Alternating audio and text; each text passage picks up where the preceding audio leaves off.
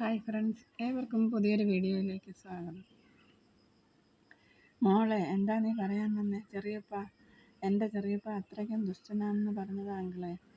ഞാൻ പിന്നെ വിളിക്കാം അങ്കിളെ, വയ്ക്കട്ടെ. അവൾ പെട്ടെന്ന് ഫോൺ വെച്ചു. അപ്പോൾ തന്നോട് സംസാരിച്ചത് കൃപയല്ലേ? അയാൾക്കത് വിശ്വസിക്കാൻ കഴിഞ്ഞില്ല. എന്തൊക്കെയോ നിഗൂഢതകൾ. താൻ കബളിപ്പിക്കപ്പെടും പോലൊരു തോന്നൽ. ജുവാന തന്നോട് കളവ് പറയില്ല എന്നൊരു തോന്നലല്ല, ഉറപ്പ്. താൻ കേട്ടത് കൃപയുടെ ശബ്ദമല്ല എന്ന് വിശ്വസിക്കാനും പറ്റുന്നില്ല. അയാൾ വല്ലാതെ അസ്വസ്ഥനായി. അപ്പോൾ ഫോൺ വീണ്ടും ശബ്ദിച്ചു. എന്തു ചെയ്യണം? അയാൾക്ക് ഒരെത്തും പിടിയും കിട്ടിയില്ല. ജുവാനയുടെ വാക്കുകൾ അയാൾക്ക് ഓർമ്മ വന്നു. എൻ്റെ ചെറിയപ്പ അത്രയ്ക്കും ദുഷ്ടനാ.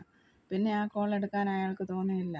കൃപയ്ക്ക് വല്ലാത്ത നിരാശയായി. എത്ര ശ്രമിച്ചിട്ടും പവേട്ടനെ കിട്ടുന്നില്ല. പവനും ആകെ നിരാശനായതുപോലായി. എന്തുമാത്രം ആശിച്ചു, പ്രതീക്ഷിച്ചു. അവളുടെ ശബ്ദം കേട്ട ആ നിമിഷം തൻ്റെ സ്ഥലകാലബോധം നഷ്ടപ്പെട്ട പോലെയായി. അവളെ കാണാനുള്ള കൊതി എന്തുമാത്രമായിരുന്നു തനിക്ക്. എല്ലാം വെറുതെയായി. താൻ കാണാറുള്ള സ്വപ്നങ്ങൾ പോലെ. ഈശ്വര, എന്തൊരു പരീക്ഷണം! അയാൾ പരവശനായി കിടക്കയിലേക്ക് വീണു. അച്ഛാ! മുറ്റത്തു നിന്നും ദിലീപിൻ്റെ വിളി കേട്ടു. കൂടെ മിന്നിക്കുട്ടിയും ഉണ്ടായിരുന്നു. പവൻ കിടക്കുന്നത് കണ്ടപ്പോൾ ദിലീപിന് വെപ്രാളമായി. എന്താച്ചാ കിടക്കണേ? അവൻ ചോദിച്ചു. ഒന്നുമില്ലടാ മോനെ. പക്ഷെ അവനത് വിശ്വാസമായില്ല. അല്ല, എന്തോ ഉണ്ട്. അല്ലെങ്കിൽ അച്ഛനിപ്പോൾ കിടക്കില്ലല്ലോ. ഒന്നുമില്ലടാ കുട്ടാ. അയാൾ അവനെ ചേർത്ത് പിടിച്ചു. മോൻ മിന്നിക്കുട്ടിയുടെ കൂടെ പോയി കളിച്ചോ, ചെല്ല്. അച്ഛാ! പെട്ടെന്നവൻ തിരിഞ്ഞു നിന്നു. എന്താടാ? ഇന്ന് അച്ഛനൊരു കത്തുണ്ട്, ഇതാ. അവൻ പോക്കറ്റിൽ കിടന്ന കത്തെടുത്ത് പവന് നേരെ നീട്ടി. അയാൾ അത് വാങ്ങി തുറന്നു നോക്കി. കാർത്തിയുടെ കത്ത്. അത്ഭുതത്തോടെ, ആകാംക്ഷയോടെ അയാളത് വായിക്കാൻ ആരംഭിച്ചു. പവേട്ടന്. ആദ്യമായി ഞാൻ പവേട്ടനോട് ചെയ്ത ദ്രോഹത്തിന് മാപ്പ് ചോദിക്കുന്നു.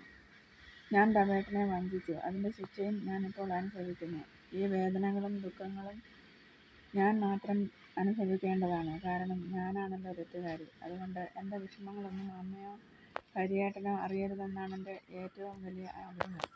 പിന്നെന്തിന് എന്നെ അറിയിക്കുന്നു എന്നായിരിക്കും പവേട്ടൻ്റെ മനസ്സിലെ ചോദ്യം. ആ ചോദ്യത്തിൻ്റെ ഉത്തരം ഇതാണ് പവേട്ട. എൻ്റെ വേദനകളും പ്രയാസങ്ങളും ആരോടെങ്കിലും ഒന്ന് പറയണം. ഇല്ലെങ്കിൽ ഞാൻ ഹൃദയം പൊട്ടി മരിച്ചു പോകും പവേട്ട. മരിക്കണതിൽ എനിക്ക് ഭയമുണ്ടായിട്ടല്ല. എൻ്റെ മരണം മൂലം അമ്മയും ഹരിയേട്ടനും വിഷമിക്കേണ്ടി വരുമല്ലോ എന്നോർത്താണ്. അതുകൊണ്ട് പവേട്ടനോട് ഞാൻ അപേക്ഷിക്കുകയാണ്. എൻ്റെ യാതൊരു വിവരങ്ങളും അമ്മയോടോ ഏട്ടനോടോ പറയരുത്. പിന്നെ ഈ എഴുത്ത് വായിച്ചിട്ട് പവേട്ടൻ വിഷമിക്കരുത്. എന്നോട് സഹതാപം തോന്നുകയും വേണ്ട. പവേട്ടനെ വേദനിപ്പിച്ചവളല്ലേ ഞാൻ.